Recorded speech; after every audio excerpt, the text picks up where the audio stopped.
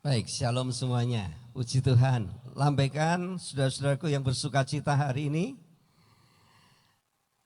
Senang sekali saya bisa berada kembali di tempat ini. Kira-kira 38 tahun yang lalu saya pernah ada di Batu Raja. Dan mungkin gereja ini belum ada, saya diajak oleh gembala saudara untuk merintis dalam pelayanan di Trans di unit 11-13. Dan itu merupakan satu pengalaman yang bagi saya pikir begini, melayani itu butuh keteguhan, konfirmasi dari Tuhan. Saya berharap dengan adanya saya di Batu Raja itu menemukan sebuah konfirmasi dari Tuhan. Dan memang sekalipun saya singkat di Batu Raja, saya bisa menemukan panggilan saya yang sesungguhnya ketika saya di Trans itu. Semua tidak ada hal apapun yang saya harapkan kecuali saya hanya melihat Tuhan di situ. Dan saya sungguh melihat, menemukan saya pribadi Tuhan dalam hidup saya. Sekalipun saya sudah sekolah Alkitab, tapi saya ingin mengalami pengalaman dengan Tuhan saya pribadi. Dan itu menjadi pengalaman saya yang luar biasa sejak itu sampai hari ini. Oleh anugerah Tuhan, saya tetap menjadi hamba Tuhan. Dan saya punya Tuhan yang besar seperti yang Tuhan Anda punyai. Amin. Hari ini saya ingin menyampaikan sesuatu yang sangat luar biasa, yaitu tentang pujian dan penyembahan. Saya rasa saya berdiri di tempat ini, baik di depan senior-senior saya, yang angkatannya lebih dari saya maupun teman-teman saya, merupakan sesuatu yang tidak asing lagi, sebab sekolah kita di Tangmangu memang telah meluluskan banyak hamba-hamba Tuhan. Dan memang sampai hari ini sekolah kita pun dikenal dengan pujian dan penyembahan. Sejak dahulu Allah memang sudah membuat suatu ibadah surga itu tidak lepas dari musik maupun pujian. Betapa seriusnya peranan musik dalam ibadah. Karena waktu ini sangat singkat, saya coba membuat hal yang sederhana saja. Sehingga kita lihat karena begitu pentingnya peranan musik di dalam surga, Allah menciptakan malaikat bernama Lucifer untuk menjadi koordinator bidang musik surga. Dan Lucifer sangat tahu bahwa musik yang diciptakan oleh Allah itu ada tujuannya. Ada tujuannya. Yang pertama tentunya untuk memuliakan Tuhan. Yang kedua untuk menyembah Allah. Yang ketiga untuk mengagungkan Allah. Yang ketiga untuk mengakui keberadaan Allah. Dan keempat membesarkan Allah. Dan yang kelima menyenangkan hati Allah. Dan yang terakhir menghadirkan hadirat Allah. Begitu pahamnya Lucifer mengerti ketika suatu musik pujian dipersembahkan dengan benar kepada Allah. Maka pasti akan menghadirkan kemuliaan Allah. Kehadiran Allah, bahkan menghadirkan kuasa Allah. Itu sebabnya ketika Lucifer dibuang di bumi kemudian jadi iblis, maka semua blueprint musik surgawi yang semulanya itu ditujukan kepada Tuhan sekarang diubah untuk diri sendiri. Untuk penyembahan kepada iblis dan pengikutnya. Jadi semua musik dunia sudah kehilangan esensi yang sesungguhnya. Karena sudah digeser sendiri oleh Lucifer saat ia dibuang di bumi. Itu sebabnya sekarang ini musik sekuler pada umumnya hanya dapat memengaruhi jiwa seseorang. Tetapi tidak bisa menyentuh roh seseorang. Karena Tuhan yang hanya bisa menyentuh roh manusia. Musik sekuler sekarang ini didominan oleh kepuasan diri manusia, bukan lagi untuk Tuhan. Dan musik sekuler bahkan dipakai iblis untuk menyembah iblis. Di tengah-tengah dunia yang sudah kehilangan esensi musik dan pujian yang sebenarnya, kita dapat melihat Alkitab menceritakan dari generasi ke generasi, masih ada orang-orang yang menangkap esensi musik dan pujian yang sejati dari surga. Beberapa contoh saya sebutkan Daud. Salah satunya Daud dapat menangkap esensi suatu peranan musik bagi sebuah ibadah kepada Tuhan. Sejak muda Daud memiliki suatu kepekaan rohani bahwa setiap ia memainkan musik kecapinya, ketika ia memuliakan Tuhan, Daud dapat merasakan hadirat Tuhan. Daud dapat diliputi kedamaian hatinya. Daud diliputi sukacita. Bahkan Daud merasakan pribadi Tuhan itu nyata dalam hidupnya. Itu sebabnya saat Saul sedang dikuasai oleh roh jahat. Namun saat Daud mulai memainkan kecapinya, hati Saul merasa tenang. Kenapa? Karena roh Tuhan hadir di situ. Di mana ada roh Tuhan, roh jahat pasti akan undur pergi dari orang itu. Itu yang terjadi dalam hidup Saul. Dan Daud semakin yakin kehadiran Allah melalui musik pujian. Maka ia dapat, ketika ia mendapat izin mengembalikan tabut Allah ke Yerusalem, ia membuat kemah suci bagi Allah dan menempatkan pemain musik, pemuji, penyembah Tuhan di kemah suci itu untuk memuliakan Tuhan. Dan apa yang terjadi? Kemah suci itu diliputi oleh kemuliaan Tuhan yang begitu luar biasa. Contoh yang kedua, Yosafat. Saat Yosafat dikepung oleh 3 bangsa yang kuat, Yosafat tahu bahwa ia tidak bisa mengalahkan bangsa-bangsa itu. Dalam keadaan takut dan putus asa, ia merendahkan diri dan akhirnya Tuhan memberikan petunjuk kepada nabinya bahwa Yosafat tidak usah takut, Yosafat disuruh maju di medan pertempuran, Tuhan nanti akan hadir berperang bagi Yosafat dan rakyatnya. Dan bagaimana itu menjadi kenyataan? Yosafat disuruh menyiapkan pemain musik dan pemuji. Dan apa yang terjadi ketika mereka memuji-muji Tuhan? Tuhan hadir dan melakukan penghadangan. Ketika mereka diam saja, tapi Tuhan ganti perang. Yosafat memenangkan peperangan itu melalui musik dan pujian kepada Allah. Kita masih lihat lagi tentang Yosua dan tembok Yeriko. Kita juga masih lihat lagi tentang Paulus dan Silas ketika dalam penjara. Nah, sekarang yang terpenting adalah pertanyaannya. Apakah esensi musik dan pujian seperti itu masih ada di dalam gereja sekarang ini? Ini yang menjadi poin penting hari ini. Sementara sebagian gereja sekarang ini telah menggantikan esensi kehadiran Allah dengan cara-cara duniawi. Para pemain musik pemujinya membawa suatu pelayanan kepada Tuhan bukan hasil dari kerinduan atau rasa haus kepada Tuhan yang mereka bangun secara pribadi.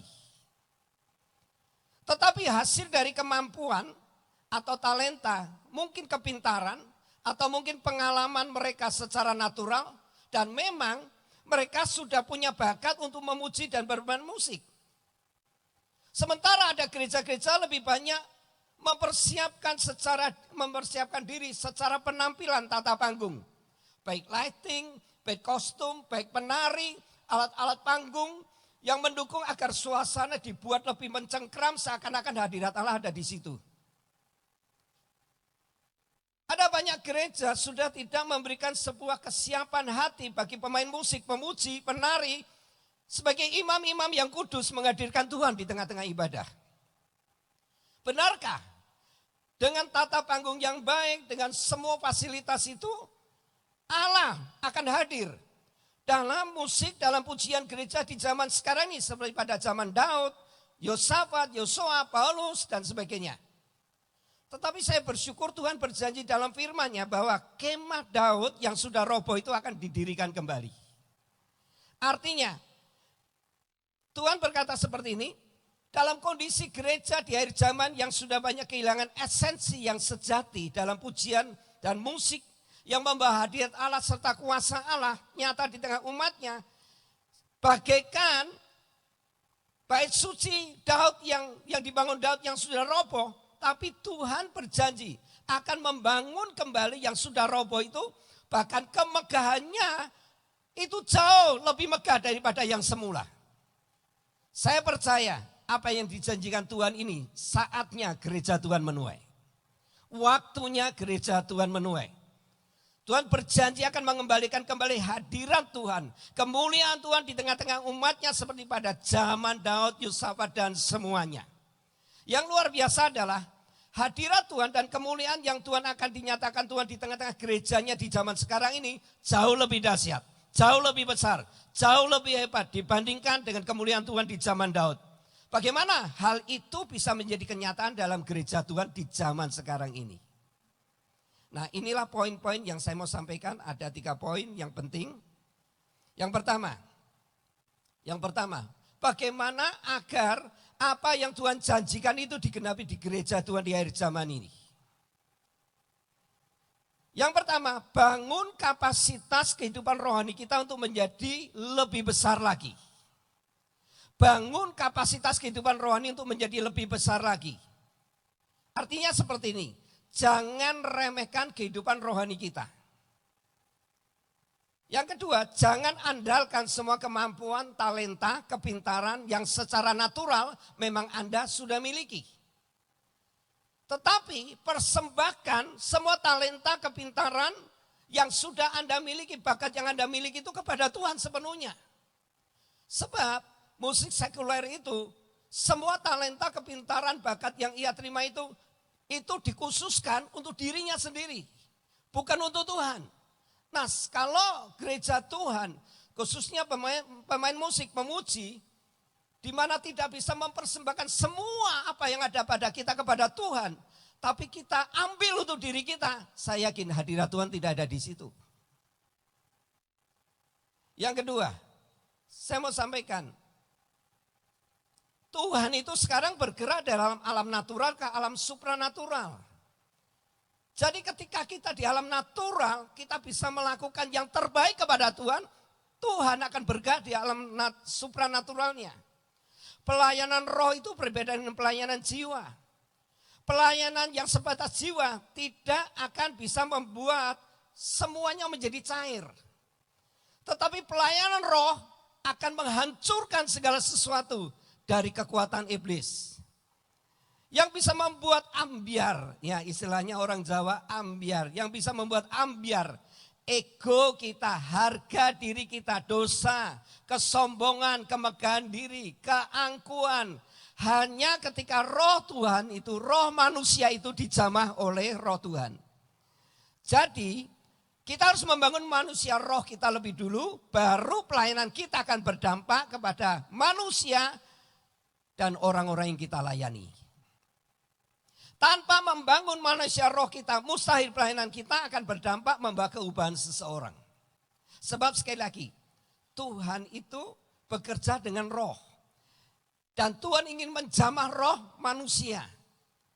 Kalau kita tidak bisa mengalami sebuah kapasitas hidup rohani kita berbesar, maka tidak mungkin kita berdampak kepada orang-orang kita layani.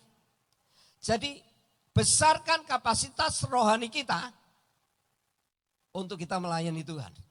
Yang kedua, alami Tuhan secara pribadi dalam hidup kita. Ketika kita bermain musik, mungkin atau kita sebagai WL atau singer, semua nada, semua nyanyian yang kita nyanyikan akan menjadi berkat atas kehidupan jemaat tergantung dari pengalaman pribadi kita dengan Tuhan. Semakin banyak kita mengalami Tuhan dalam kehidupan kita, semakin besar berkat yang akan terlepas dari hidup kita saat kita melayani Tuhan. Sekali lagi, Tuhan memang butuh orang-orang yang punya bakat, penampilan, skill yang baik. Tapi bukan berarti orang yang punya bakat, penampilan, skill yang baik itu selalu akan bisa melepaskan urapan Tuhan. Bukan. Tapi orang yang punya kapasitas rohnya benar-benar hubungan pribadinya dengan Tuhan itu terjalin. Itu yang paling penting. Semakin banyak Anda mengalami Tuhan dalam kehidupan Anda, semakin besar berkat Tuhan yang terlepas dari hidup Anda ketika Anda melayani Tuhan. Jadi misalnya begini, mungkin Anda bisa menyanyikan nyanyian itu dengan suara yang sangat baik. Sampai orang-orang terharu dengar suara Anda. Atau Anda bisa memainkan musik itu dengan sangat bagus. Sehingga orang sampai kagum dengan permainan musik Anda. Tapi bukan berarti itu bisa mengubah roh orang itu. Apa yang Anda alami dengan Tuhan secara pribadi, itulah yang dilepaskan dari hidup Anda. Semakin Anda mengalami dengan Tuhan, semakin banyak Anda akan bisa menjadi berkat dengan orang lain. Nah, ini penting sekali dalam kita sekarang ini, untuk memulihkan esensi daripada pujian penyembahan musik, Tuhan akan mengembalikan kembali dan lebih dahsyat, lebih hebat, luar biasa. Saudara percaya tidak? Sampai hari ini iblis masih takut dengan pujian penyembahan yang dinaikkan kepada Tuhan. Anda percaya enggak? Saya beri contoh, saya melayani sebuah keluarga. Keluarga ini terdiri dari suami, istri dan anaknya masih umur 12 tahun. Keluarga ini bertahun-tahun diganggu oleh kuasa gelap. Sepertinya saya melihat di sini ada keluarga yang lain berebut warisan. Keluarga ini keluarga Kristen sendiri. Lainnya saudaranya semuanya ini bukan Kristen. Bermain dukun semuanya. Nah setiap hari mereka ini diganggu, diserang dengan kuasa gelap. Banyak dukun-dukun yang dipakai untuk menyerang keluarga itu. Satu saat saya diundang dalam keluarga ini, mungkin sekitar 5-6 orang. Jam 12 malam kami datang ke rumah tangga ini karena diganggu, kami datang bersama-sama, kami menyembah, memuji Tuhan di situ. Nah saudara, ini benar-benar terjadi dalam pelayanan saya waktu itu. Sebelum kami baru ngomong-ngomong, tiba-tiba dari langit itu keluar batu besar sekali. Dari langit-langit atap jatuh di dekat saya. Sepertinya mau dilemparkan begitu, tapi tidak mengena. Batu besar. Lalu tiba-tiba saya baru ngomong-ngomong begitu, semua menyaksikan. Orang-orang, anak-anak saya yang saya ajak untuk memuji Tuhan menyaksikan. Tiba-tiba ada kertas datang, plek jatuh di meja saya. Lalu di situ ada tulisan, kalau orang China huruf kali 3 itu berarti itu si, mati gitu ya. Ya, tulisannya Abed kamu mati gitu. Berbulan-bulan saya melayani keluarga ini. Sampai keluarga ini tidak mau pasang HP, kalau zaman dulu HP itu masih ada batunya dilepas. Kalau tidak bunyi terus, siapa yang telepon, siapa enggak ada yang tahu. Satu saat malam itu kita sedang mau doa, baterainya dilepas, baterai HP-nya itu.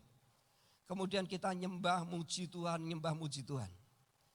Anaknya yang umur 12 tahun ini, dia tidur, tiba-tiba dia bangun. Antara jam 1, setengah 2 pagi itu dia bangun. Pak, itu baterainya dipasang Pak. Ada satu pesan sepertinya dari Roh Kudus. Ya, masuk ke HP-nya Papa. Ada rekaman begitu, ada rekaman. Rekaman apa? Baca aja di situ. Ketika itu dimasukkan, ya baterainya itu. Lalu ada sebuah message gitu ketika di setel gitu dibunyikan. Itu pujian kami itu terekam dengan jelas sekali. Apa yang kita nyanyikan itu terekam dengan jelas sekali. Dan ada seorang wanita bicara gini nih. Ya, dia bilang gini, jangan dekat-dekat. Kalau orang Jawa, orang bilang asu itu kasar sekali ya. Orang Jawa bilang begini, jangan dekat-dekat kelompoknya si anjingnya Abed itu. Itu kalau kamu dekat-dekat mereka sedang memuji Tuhan. Sedang memuji, ya kamu akan terbakar. Kamu akan hangus, kamu akan mati. Pergi, menyingkir. Rekaman itu terekam dengan baik sekali. Jadi saya sangat percaya sampai hari ini iblis itu takut dengan pujian penyembahan yang dinaikkan kepada Tuhan. Itu sebabnya saya ingin mendorong saudara untuk tidak main-main melayani Tuhan. Khususnya karena apa? Anda sebagai pemain musik, pujian, penyembahan ini, Anda ada di garis depan dalam peperangan. Ketika Anda punya kesiapan hati yang sangat baik, saya percaya di mana hadirat Tuhan ada di situ, iblis itu akan mundur. Dan bagi seorang pembicara firman Tuhan, ketika hadirat Tuhan ada, ketika tanah-tanah hati sudah dibajak, gampang sekali firman Tuhan itu masuk kepada hati seseorang, kepada jemaat yang mendengar. Itu sebabnya betapa pentingnya esensi musik pujian itu yang Tuhan ingin kembalikan pada gerejanya harus kita tangkap dan harus kita kerjakan. Dan mari kita persiapkan gereja kita adalah gereja yang benar-benar dihadiri Tuhan. Sejak awal ibadah sampai hari ibadah Tuhan itu hadir di tengah-tengah ibadah kita. Amin. Nah, kebetulan Tuhan mempercayakan kami di dalam sebuah pelayanan sejak tahun 2000 kami bergabung dengan Ibu Anneke angkatan 11 Watalangi, kemudian Bapak Yusuf Loh dari Bondowoso, angkatannya Pak Andreas Tam. Anak-anak mereka bergabung bersama kami semuanya untuk membentuk sebuah tim namanya Ruah Ministry. Dan tentu saya percaya ini bukan sebuah kebetulan kami bisa digabungkan menjadi satu dari Bondowoso, Surabaya, dan Solo untuk kami berjalan di seluruh Indonesia ini untuk mengembalikan sebagaimana esensi pujian penyembahan itu kepada Tuhan. Dari tahun 2000 sampai tahun 2008 kalau tidak salah kami selesai berhenti di situ. Lalu sampai hari ini saya dengan anak-anak kami masih berjalan terus dalam pelayanan khususnya untuk mengembalikan apa yang Tuhan janjikan ini. Saya ingin membuktikan kepada saudara bahwa memang benar-benar musik dan pujian ketika dihadiri Tuhan itu luar biasa. Membawa kesembuhan, membawa kelepasan, membawa pemulihan semuanya. Nah, saya mau tayangkan kepada saudara tentang yang pertama tadi, yang pertama sebelum ini saya mau sebutkan, ya, melalui musik yang diurapi oleh Tuhan, mewakili api Tuhan dan membakar hal-hal yang tidak menyenangkan bagi Tuhan dan api yang membangkitkan roh yang baru dalam mengenal dan mencintai Tuhan lebih dari segalanya. Maksud saya seperti ini, ketika kita benar-benar menyediakan hati sungguh-sungguh kepada Tuhan, sebagai wadah yang siap dipakai Tuhan, punya hubungan pribadi dengan Tuhan yang baik, kemudian kita membuka kapasitas kita, ya pergaulan kita dengan Tuhan dengan baik, dengan intim dengan baik, menjaga kekudusan hidup kita. Maka saat kita berdiri di mimbar, saat kita melayani, sebenarnya kita sedang melepaskan api Tuhan. Api yang pertama itu akan menghanguskan semua hal yang tidak berkenan di hadapan Tuhan. Api yang sama akan membangkitkan, memberikan gairah yang baru, memberikan roh yang baru untuk seseorang mengalami Tuhan dengan hal yang baru dari Tuhan. Dan yang kedua selanjutnya dikatakan untuk membawa umat Tuhan lebih dekat berjumpa dengan hadiratnya saat pujian dan penyembahan dipersembahkan kepada Tuhan sebagai Raja segala Raja. Jadi sesungguhnya pujian kepada Tuhan itu akan membawa umat Tuhan lebih dekat, lebih intim lagi dengan Tuhan. Dan yang ketiga dikatakan untuk mentransfer kuasa Tuhan ketika umat Tuhan mempersembahkan pujian penyembahan kepada Tuhan, Raja surga, sehingga semua umat Tuhan mengalami pemulihannya, pembebasan, penyembuhan, dan mujizat. Saya percaya ketika Tuhan memulihkan kemegahan daripada kemah Daud yang sudah roboh ini, Tuhan akan memakai pujian penyembahan, ya suara Anda, talenta Anda dalam bermain musik untuk menyatakan kuasa Tuhan, menyatakan kebesaran Tuhan, menyatakan tentang kedahsyatan Tuhan. Saya akan putarkan salah satu video yang baru sebelum pandemi ini kami ada pelayanan di beberapa pelayanan, ya baik di Malaysia, baik di Indonesia. Ini yang saya putarkan. Sudah lihat ya bagaimana ketika musik dibunyikan, musik itu dilepaskan. Ada banyak orang mengalami kesembuhan, ada banyak orang mengalami kelepasan, ada banyak orang mengalami mujizat. Dan saudara bisa lihat ini saya mau putarkan ini, silakan.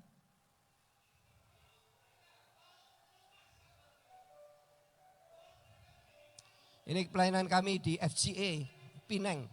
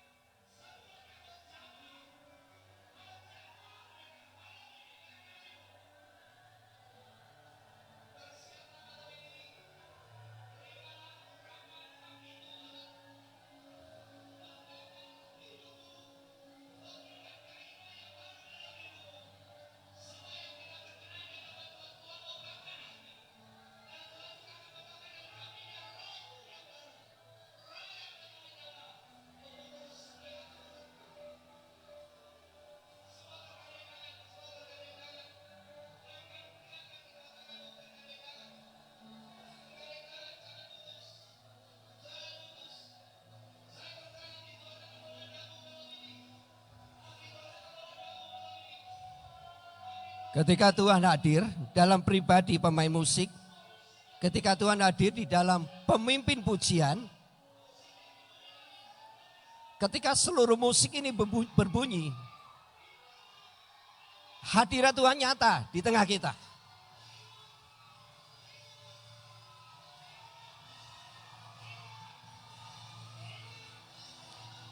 Banyak kelepasan, banyak kesembuhan, banyak mujizat terjadi. Banyak orang-orang diperbaharui rohnya.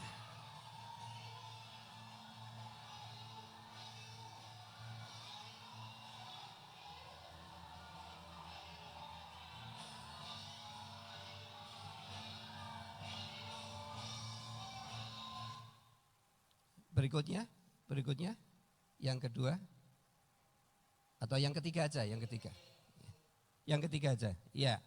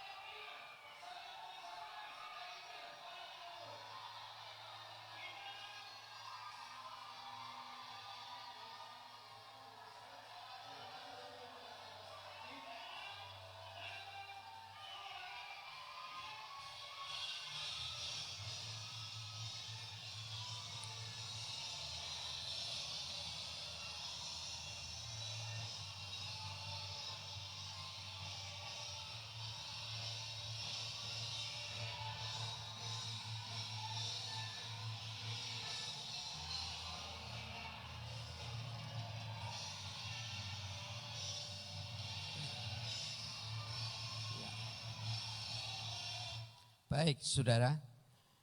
Ini salah satu dari apa yang sedang Tuhan pulihkan dalam gerejanya.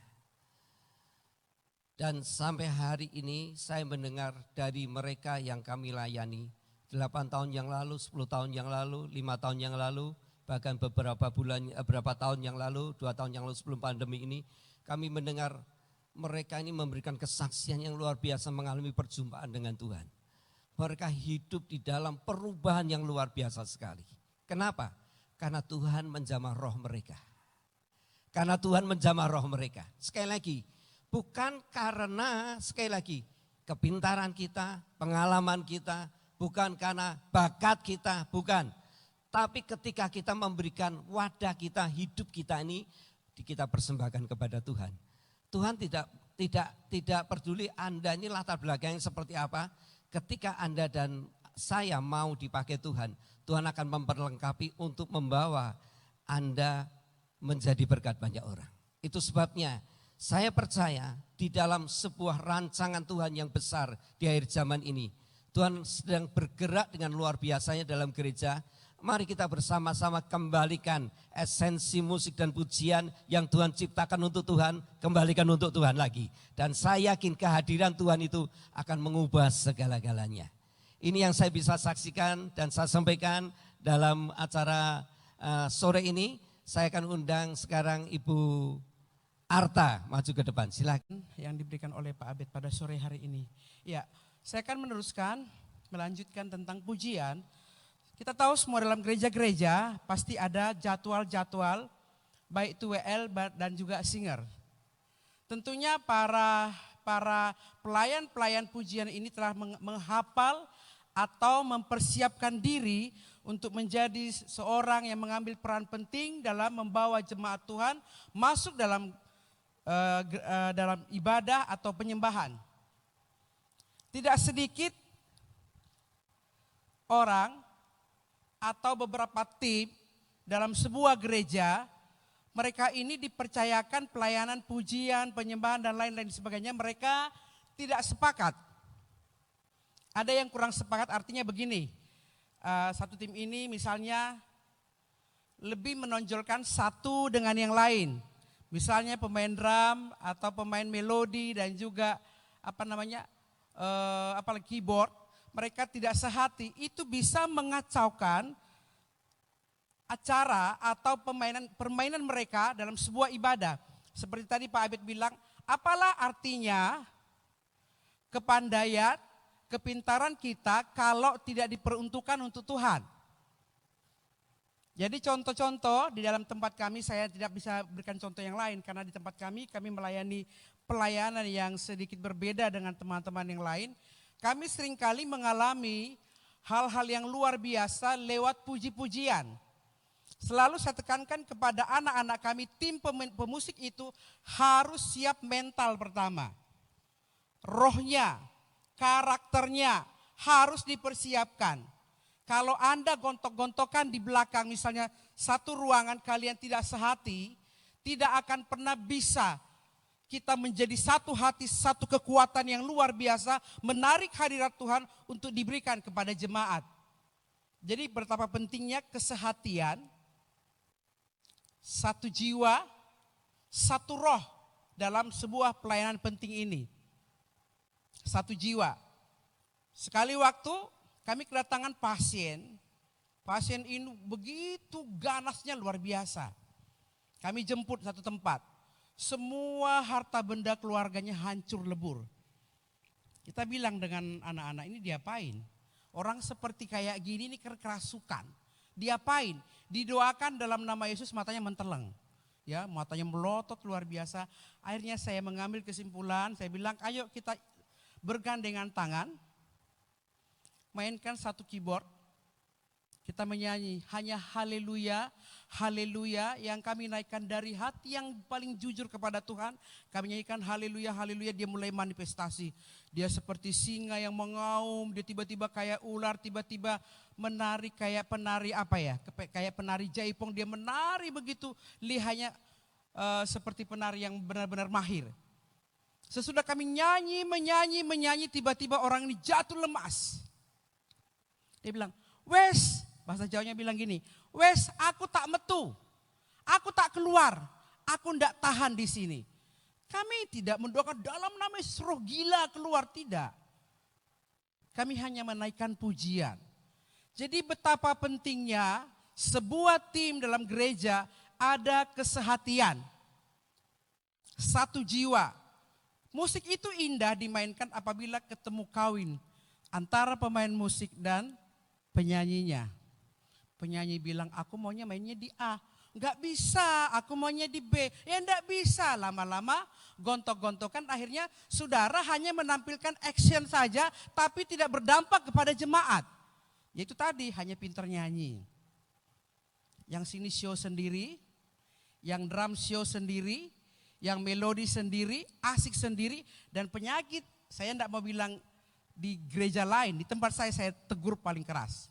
Setiap kali Anda selesai main musik, jangan pernah keluar dari gereja. Duduk diam dengar firman Tuhan. Jangan pernah, kebiasaan orang kalau selesai melakukan tugas, syung, lenceng begitu selesai firman Tuhan. Mereka main di luar.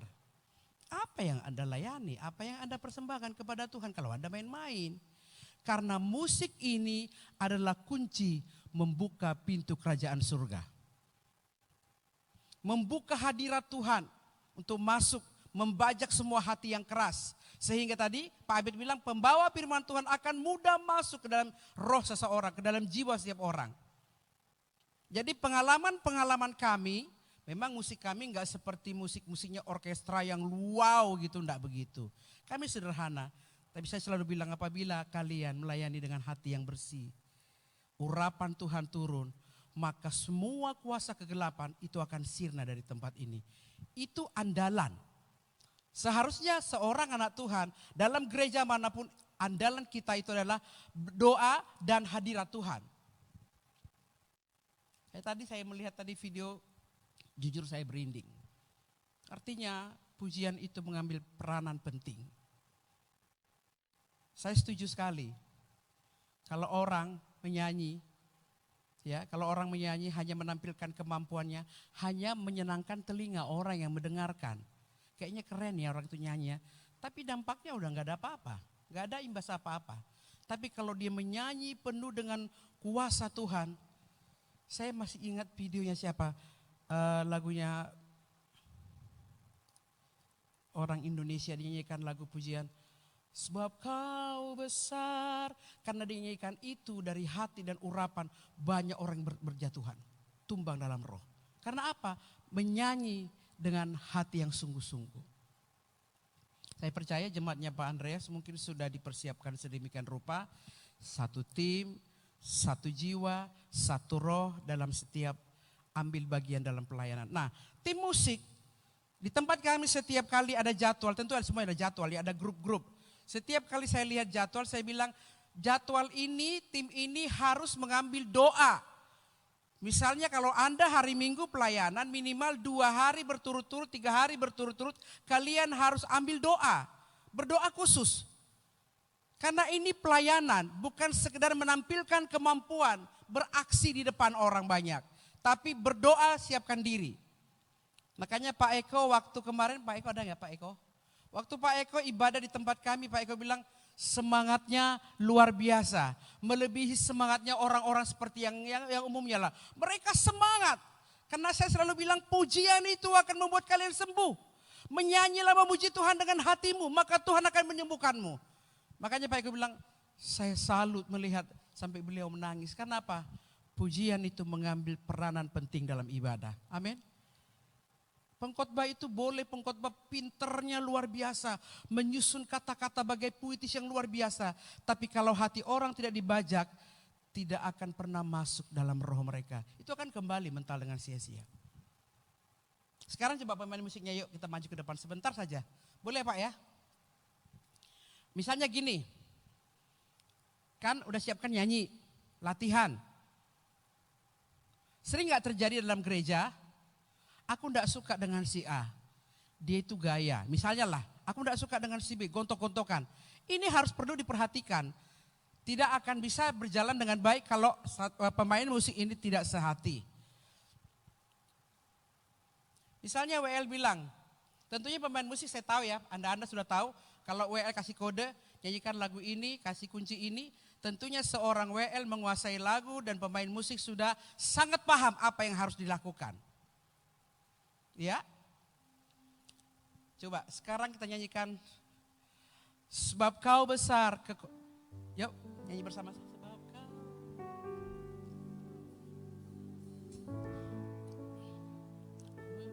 Sebab kau besar, perbuatanmu ajaib, tiada seperti Engkau. Tiada seperti Engkau. Nah, Bapak Ibu rasa agak hambar enggak? Agak lain enggak? Coba jujur. Karena tidak persiapan. Ini hanya contoh.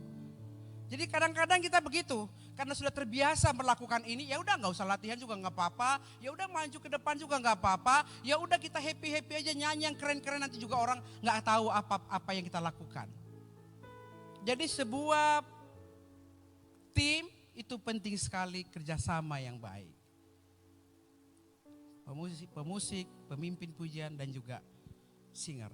Sangat penting sekali mengambil peran. Saya sering mendapatkan keluhan dari tim musik di gereja saya. Bapak tolong pemain musik itu gak bisa sehati. Jadi kembali lagi saya ingin mengulang betapa pentingnya kesehatian. Ya kita tidak show sendiri-sendiri. Dan yang pasti menyanyi itu dari hati. Saya ingin ngajak kita nyanyi saja. Karena saya tidak mempersiapkan materi. Kita nyanyi, ku tidak takut sebab kau besertaku. Ku tidak takut. Ku tidak takut. Kita berdiri bersama-sama. Sebab kau besertaku, ku tidak bimbang, sebab Engkau Allahku, Engkau meneguhkanku.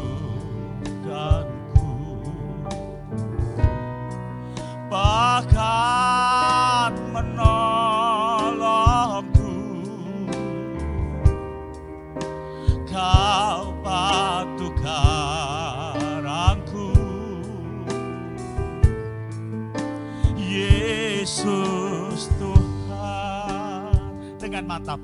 Kita akan katakan bersama-sama dengan iman. Ku tidak takut, sebab Kau besertaku.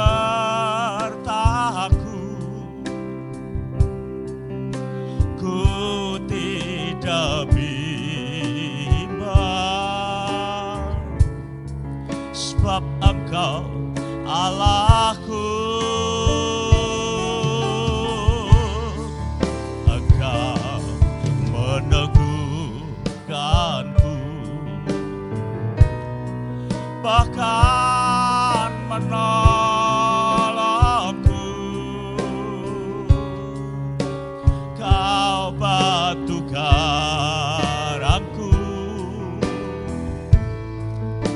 Yesus Tuhan. Bersama-sama kita katakan, Yesus memegangku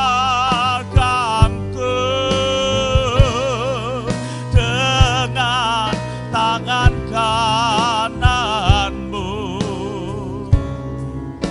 Yesus memberiku kemenangan.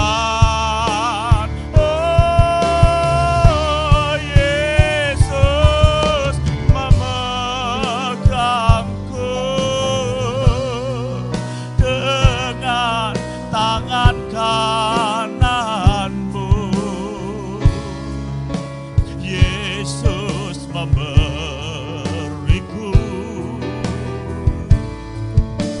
kemenangan. Dengan mantap katakanlah, Yesus memegangku dengan tangan kananmu. Yesus memberiku kemenangan. Oh, Yesus memegangku dengan tangan kananmu. Yesus memberiku kemenangan. Dengan segenap hatimu katakanlah, Yesus memegangku dengan tangan kananmu. Yesus memberiku kemenangan. Yesus memegangku dengan tangan kananmu. Ya Tuhan, Yesus memberiku kemenangan. Yesus memberi kemenangan. Yesus memberiku. Yesus memberiku. Yesus memberiku. Sekali lagi dengan mantap katakan, Yesus memberiku kemenangan.